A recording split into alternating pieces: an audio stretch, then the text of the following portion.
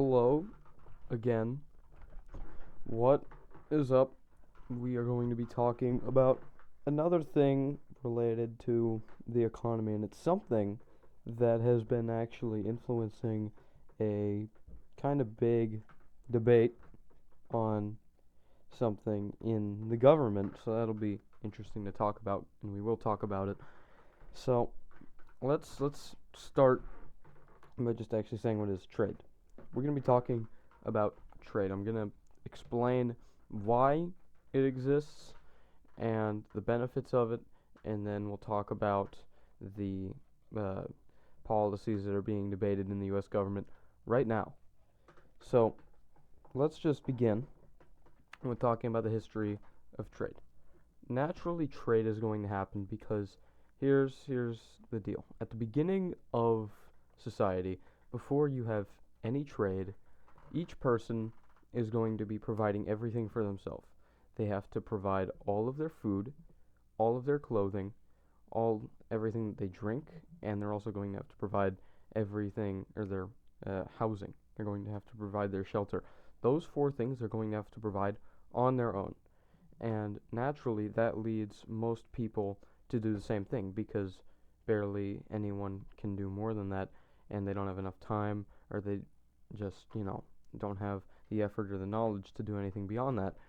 And trade solves that issue because if, for example, a man has an excess amount of animal clothing or animal hides and he wants more food, then, he can get more food in exchange for giving his surplus or amount that he doesn't need of animal hides, which can be used as clothing.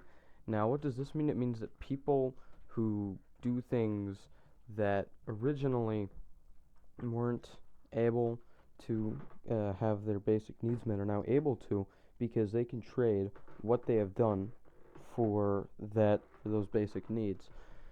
And I could talk about money's role in here, why it exists, but to sum it up in like 20 seconds, money exists because it's really easy to just allow transactions of stuff, and bartering, which is just trading one good for another, is not as easy as you may think. That's all I'm going to say right now, but that's pretty much that in terms of currency, because currency comes along for another problem, but we're not talking about currency, we're talking about trade. So, trade has been great because it allows people to do things that would have been possibly never had any reason to do before, because, if there was no trade, why would you do this when instead you should be providing food for your family or, beginning killing animals for clothing? And so what that means is that it allows for, a thing called specialization. It allows for people to actually become better at doing certain things. It allows them to actually focus more on other tasks at hand. And because they're focusing on other tasks at hand, that means that the actual the people are able to receive more goods, and they receive them if that person wasn't there providing as much as they could have. If they weren't there providing that without the trade, then the price of those things would have also been just much higher because they'll decrease supply. And so overall, it has been a great thing for history that trade exists. I think that is a undeniable statement. I think we should all be able to agree on that. But now we're gonna talk a little bit about how trade actually impacts our policies today. So, in most trade, usually you're having not really important things being passed around. You're having food going to this one place. You may, like, for example, coffee is a big thing. Sugar, spices were a big thing back in the 1600s, 1700s, and a ton of other things were being passed around through trade. But the thing is that none of these things were really that important. None of them really mattered to national defense. And if you didn't know, the trade of large things like cannons back then usually wasn't happening a lot. So that is something I'll tell you right here now. But back then, all the trade was pretty much just trivial goods. It didn't really have any impact on the nations that the trade was happening between. Now, in the 19 in the 1970s, about China um, began to after they began to actually do their stuff. They were a communist country, except they really weren't, and they have not great labor laws, and because of that, some U.S. companies decided that they were going to begin making things in China because, well, it's cheaper, you don't have to pay your workers as much, and no one cares, unlike in the U.S. where there's more strict labor laws. And so, because of that, um, slowly but surely, some of the jobs, especially in heavy hands-on jobs like in manufacturing, a lot of those did not stay in the U.S. A lot of them went to China. But the problem was that there was nothing that you could do to stop it because as a result of what happened, because these goods were much cheaper, these the companies that were moving the manufacturing to China could now sell their prices for much lower than the manufacturers who stayed in America could. And as a result of that, that meant that people now decided, oh, look at the lower price here. We should buy from them instead of from these people who have higher prices because they don't really know much. And even if they did know that they were supporting Chinese people rather than Americans, they might not care that much because price is a really big factor in determining things and what people will buy and what people won't buy.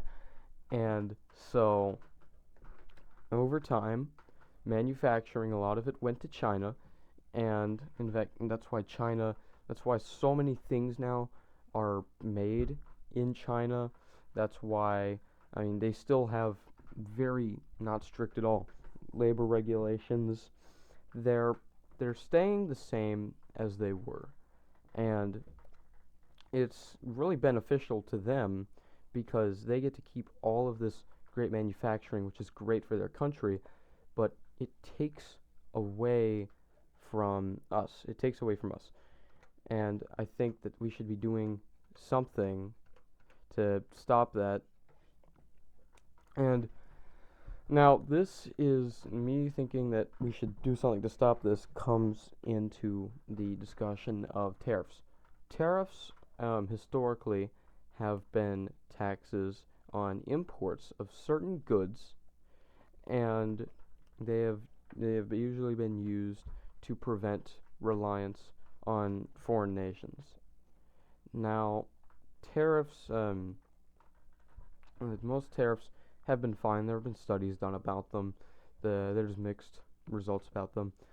In one study, it said they decrease inflation, which I mean it's good, but increases unemployment, which is interesting to me because a lot of the arguments now are saying the inverse or saying that it's only bad or only good, but that's besides the point.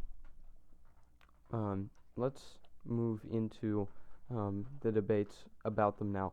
On April 4th, I believe, of 2025, the Liberation Day tariffs were put into place. If you don't know what Liberation Day was, it was pretty much a signing of some executive orders that imposed tariffs on almost every place in the world, including places that were not countries.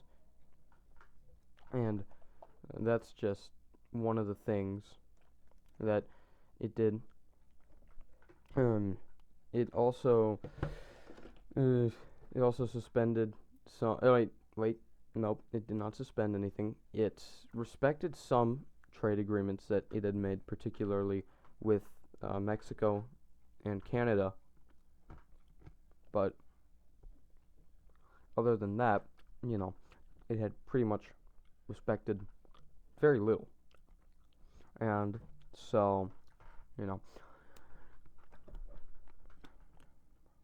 that's what Liberation Day was about.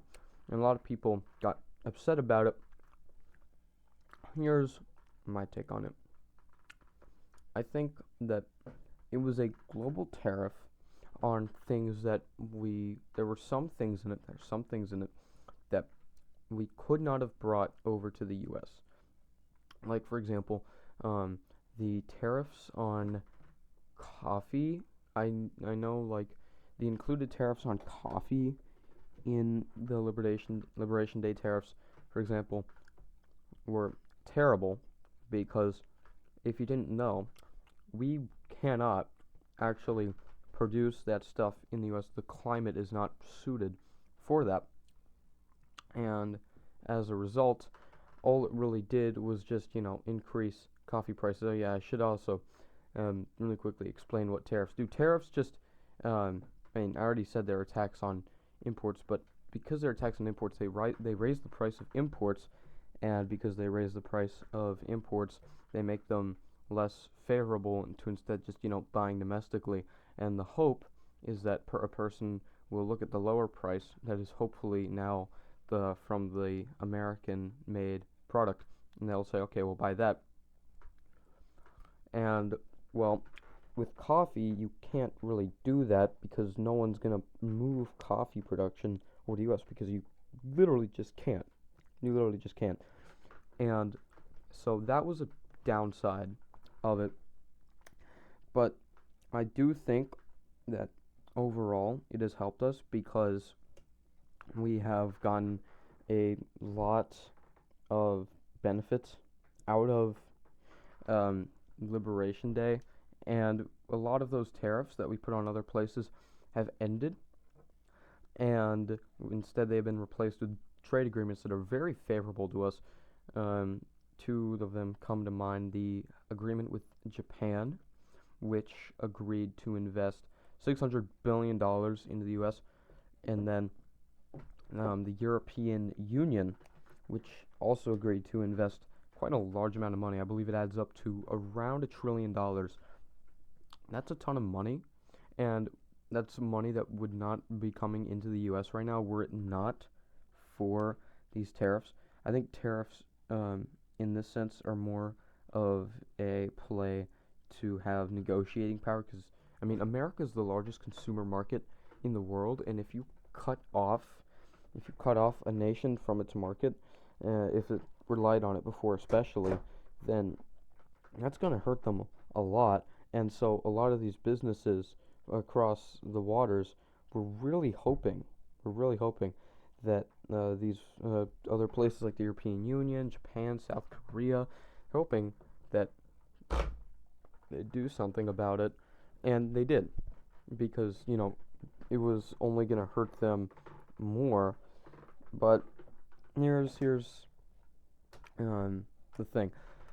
I think that we will be able to, with the tariffs, China still has a lot of our jobs, or like they have still taken over a lot of our manufacturing, and I think that it will take a long time if we are going to do it in order to successfully bring back anything of the like to America, just because of how favorable it is in China to do to have a business there, because of how low the labor costs are, and because they actually attract multinational corporations through lower taxes and special economic zones in their country, which basically let companies operate however they want. And so as a result of that, all the manufacturing comes to these places, and it's leaving the U.S. because it costs more in the U.S. to make those goods. Now, one more thing. You will hear arguments from people online who will say that um, when you tariff other places, it protects your industries at home, which, if they are providing the same good at a higher price, they must be more inefficient at doing it, or they're worse at making that good at a cheaper cost. That is completely untrue. That is dumb. Do not listen to it. What they're saying, or what you should hear instead of that, is hear, oh, well, America forces companies to pay workers a higher minimum wage, and so that's considered as an inefficiency. Meanwhile, China doesn't, and that's why it's all moving over there. That's not, that's the case. Okay? And now, um, I said one last thing, but I should not have said that, because this is going to be the actual last important point I have to make. So, when you have when you have manufacturing move over to other places, as a result of that, not only does the price of their goods decrease significantly, because they can there's less costs in having to pay their workers, but that means that any companies that remain in the U.S. now are faced with a reality. Either they're going to lose the competition, which is now being supported by workers who are being paid a 10-cent Radio Shack gift card per hour. And they have to choose, either they fail to that and their business goes bankrupt to that, or they're going to have to figure out they're going to have to figure out something else in order to cut their own costs to make their prices lower. So, and they have two main choices for that. The first choice is decrease the amount of profits they should get, and the second choice, if they can, is pay their workers less, or um, care less about regulations and ignore them, because usually regulations do actually increase the price of stuff, but it's important. Like, I think you don't want heavy metal poisoning from your cereal, so I'd be willing to take a 10-cent increase in the price of it for that. And so, as a result, when we allow these companies to move across the ocean and start beating our own companies here, who are still doing that and are benefiting our own people by employing them, it also results in even more hurt, because it is hurting our own businesses, because they have to either accept less profits, or they are pretty much forced to pay their workers less, because both of those things make up a part of the price of the good, and so they are just forced to either sacrifice themselves or sacrifice their workers. So they're between a rock and a hard place. And so we should definitely be using tariffs more. I've heard some arguments that tariffs, there should be like a 5 or 10% universal tariff on everything. I don't agree with that. I think that there should be more targeted tariffs. I'm completely good with tariffs on China, because you know what they're doing. We all know what they're doing, and that's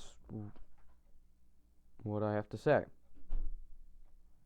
Um, that is what I have to say for this video about trade. If you enjoyed this, tell me. I guess if you did, watch to the end. Again, I'll probably keep on asking this.